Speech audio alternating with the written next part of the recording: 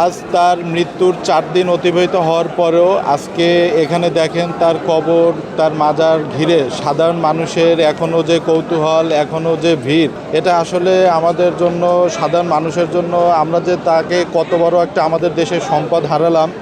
এটা আজকে 4 দিন অতিবাহিত হওয়ার পরেও এই সাধারণ মানুষের ভিড় থেকে আমরা বোঝা যায় যে আসলে আমরা কি একটা আমাদের পরম পাওয়া আমরা হারিয়েছি। বেগম খালেদা জিয়া,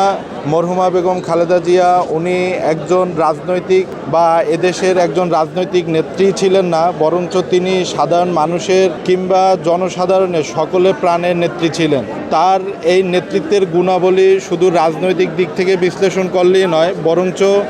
একজন ব্যক্তি খালেদা জিয়াও ছিলেন আমাদের সবার জন্য একটা অনুসরণীয়। তার কথা, তার ভাষা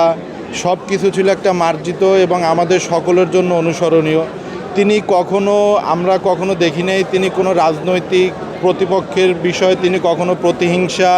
কিংবা বিদ্বেষ কিংবা এই ধরনের কোনো একটা কটু কথাও কখনো বলেছেন।